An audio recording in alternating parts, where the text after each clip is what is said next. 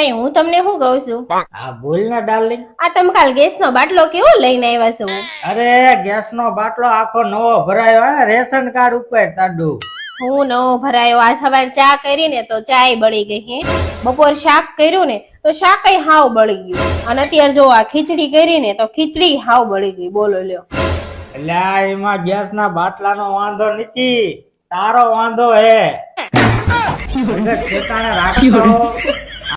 કેવા બૈરા પાક્યા હે. હવે ભગા બાપાને ઘરે લગન હે ને મારું બેટું હે ને વ્યવહાર બહુ લાંબો છે. હવે જાવું કે ન જાવું મારું બેટું ઈ વિચાર કરું. એટલે તને શું થયું પાછું? કેમ આમ મોઢું છીણીને બેઠી હો આમ? અરે ઓલી કાળી માર બેનપણી નો રહી, હા એનું છે ને કાલે એક્સિડન્ટ થયું. બોલો.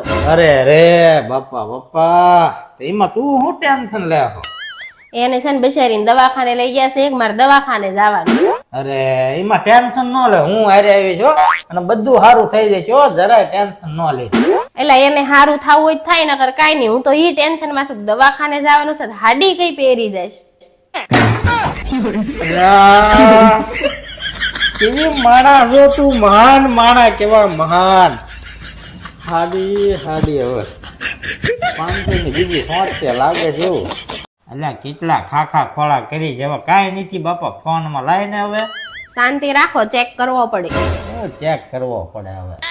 ઓલી માર બેનપણી નો રહી, કઈ ઓલી ભૂરી? હા ઈ ભૂરી. એને ઘરવાળો છે ને દર રજાએ ફરવા લઈ જાય બહાર. બોલો. હા તો લઈ જાય, એમાં હું શું કરું? તમે ઈ લઈ જાવ ને ક્યારેક?